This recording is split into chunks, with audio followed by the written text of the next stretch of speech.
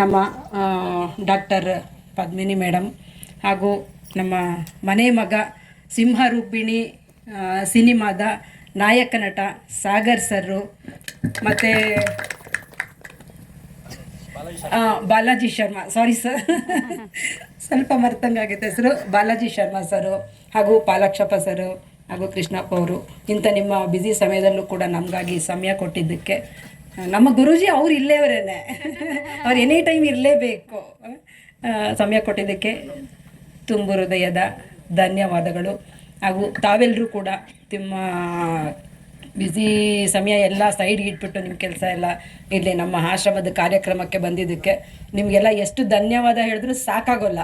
ಯಾಕೆಂದರೆ ನಾನು ಒಂದು ಮಾತು ಸುಮ್ಮನೆ ಇಂಥ ಪ್ರೋಗ್ರಾಮ್ ಇದೆ ಅಂತ ಹೇಳಿದ್ರೆ ಸಾಕು, ಆ್ಯಕ್ಚುಲಿ ದೂರ ಇದೆ ಅಂತ ಇನ್ನೂ ಒಂದು ಟಿ ಇನ್ನೂ ಒಂದು 13 ಜನ ಅಲ್ಲೇ ಸ್ಟಕ್ ಆಗಿದ್ದಾರೆ, ಬೆಂಗಳೂರಲ್ಲೇ ಬಂದಿಲ್ಲ.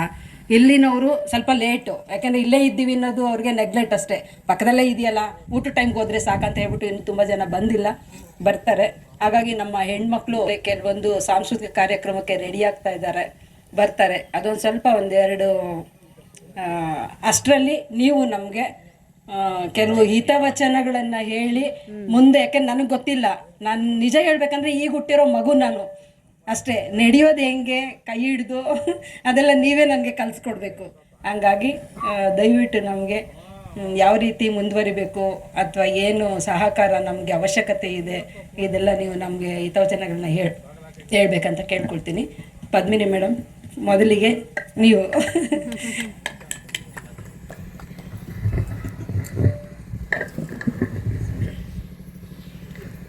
ಸ್ವಾಮೀಜಿಯವರ ಪಾದಗಳಿಗೆ ನಮಸ್ಕರಿಸುತ್ತಾ,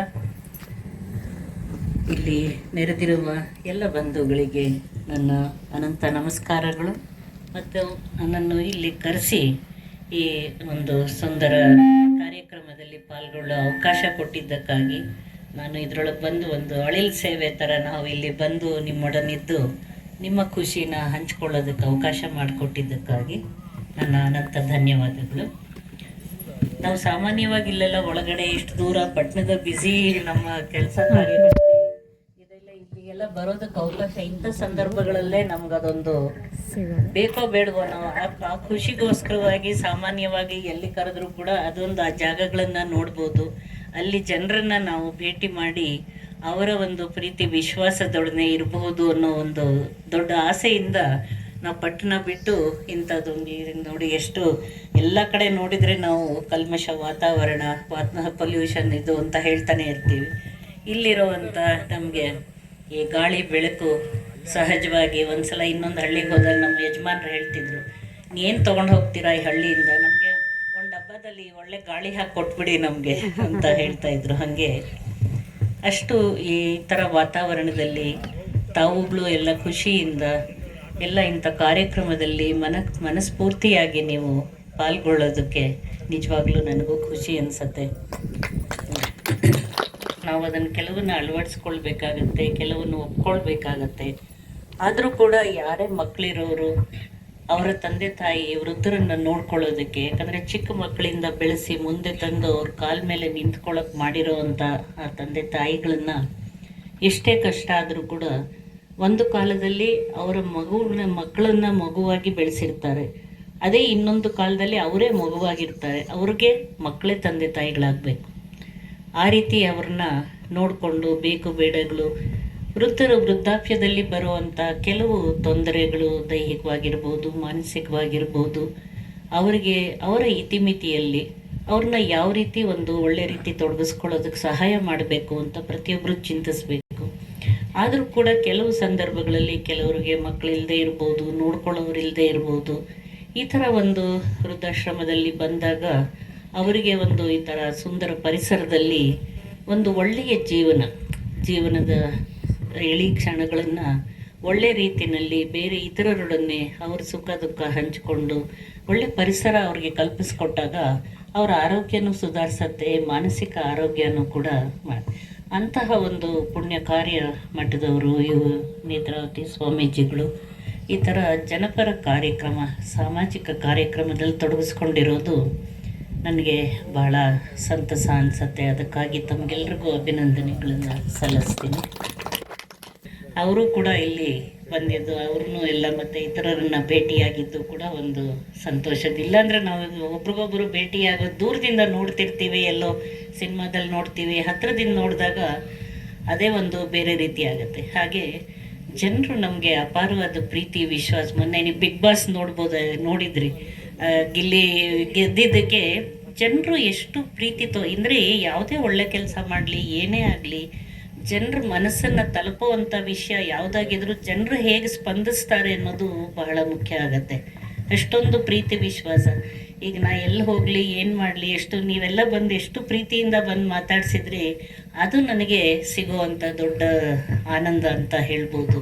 ಯಾಕಂದರೆ ನಾನು ಯಾವತ್ತೂ ನಿಮಗೆ ನಾನು ಕರೆದೊಂದು ಊಟ ಹಾಕಿಲ್ಲ, ಕಾಫಿ ತಿಂಡಿ ಕೊಟ್ಟಿಲ್ಲ, ಆದರೆ ನೀವಿಟ್ಟಿರೋ ಆ ವಿಶ್ವಾಸ, ಪ್ರೀತಿ ಬಹಳ ದೊಡ್ಡದು ಅಂತ ನನಗನ್ಸತ್ತೆ.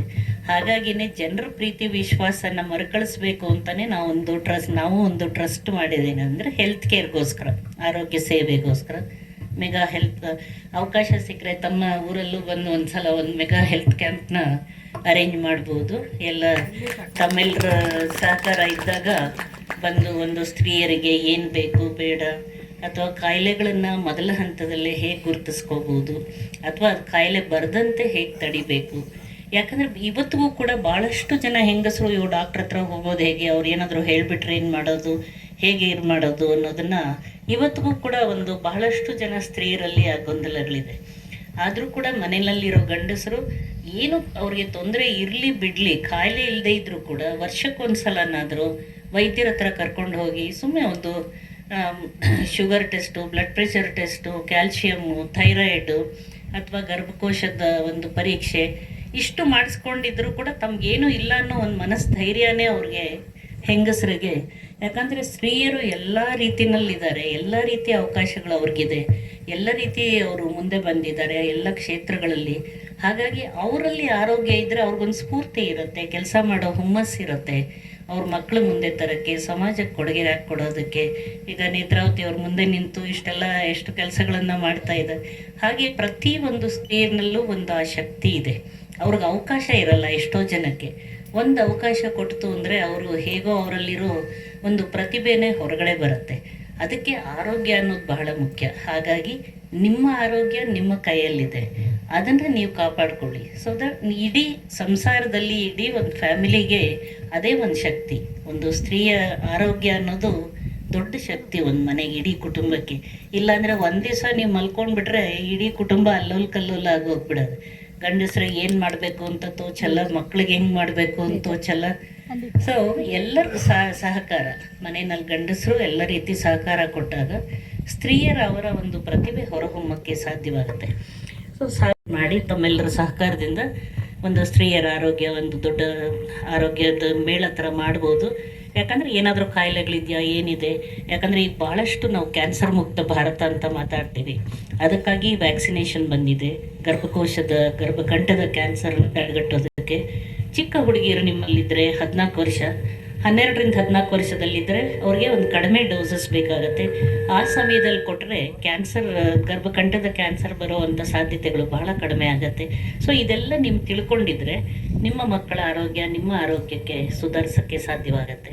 ನೀವೇ ಹೇಗೆ, ಯಾಕಂದರೆ ಬಹಳ ಸಾಮಾನ್ಯವಾಗಿ ನೋಡುವಂಥ ಸ್ತನಗಳು ಕ್ಯಾನ್ಸರ್ ಇರ್ಬೋದು, ಗರ್ಭಕೋಶದ ಕ್ಯಾನ್ಸರು, ಅದನ್ನು ಮೊದಲ ಹಂತದಲ್ಲಿ ಕಂಡುಹಿಡಿಯೋಕ್ಕೆ ನೀವೇನು ಮಾಡಬೇಕು ಅನ್ನೋದನ್ನು ನೀವುಗಳು ಕೂಡ ಎಲ್ಲ ತಿಳ್ಕೊಂಡು ಇತರರಿಗೂ ಅದನ್ನು ಹೇಳಿ ಆ ಥರ ಮಾಡ್ತಾ ಹೋದಾಗ, ಮತ್ತು ಓದೋದಕ್ಕೆ, ವಿದ್ಯೆಗೆ ಯಾವುದೋ ವಯಸ್ಸು ಸೀಮಿತ ಅಲ್ಲ. ಯಾವುದೇ ವಯಸ್ಸಿನಲ್ಲೂ ನೀವು ಮತ್ತೆ ಕಲಿಬೋದು, ಹೊಸ ವಿಷಯಗಳು ತಿಳ್ಕೊಬೋದು, ಆರೋಗ್ಯದ ಬಗ್ಗೆ ನೀವು ಬಹಳಷ್ಟು ಮಾಹಿತಿ ತಿಳ್ಕೊಬೋದು.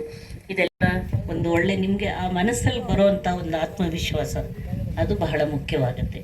ನಿಮಗೋಸ್ಕರನೇ ನೀವು ಒಂದು ಸ್ವಲ್ಪ ಟೈಮ್ ಇಟ್ಕೊಳ್ಳಿ, ನಿಮ್ಮ ಆರೋಗ್ಯ ನೋಡ್ಕೊಳ್ಳಿ. ಅದು ನೀವು ಚೆನ್ನಾಗಿದ್ರೆ ನಿಮ್ಮ ಗಂಡ ಮಕ್ಕಳು, ಮನೆಯವರು, ಇತರರೆಲ್ಲರೂ ಕೂಡ ಅವ್ರಿಗೂ ಕೂಡ ಸಮಾಧಾನ ಇರುತ್ತೆ. ಅಷ್ಟು ಹೇಳ ತುಂಬ ಮಾತಾಡೋದು ಬೇಡ, ಅವರೆಲ್ಲ ಇವರಿರೋದಾದ್ರಿಂದ ಮತ್ತೊಂದು ಸಲ ಅವಕಾಶ ಸಿಕ್ಕ ಖಂಡಿತ ಇಲ್ಲಿ ಬರ್ತೀನಿ. ಭಾಳಷ್ಟು ಸುತ್ತಮುತ್ತ ಇರೋರೆಲ್ಲ ಸ್ವಾಮೀಜಿಯವರು ಮಾಡಿದಾಗ ಒಂದು ಮಾಡೋಣ ಅಂತ. Thank you very much.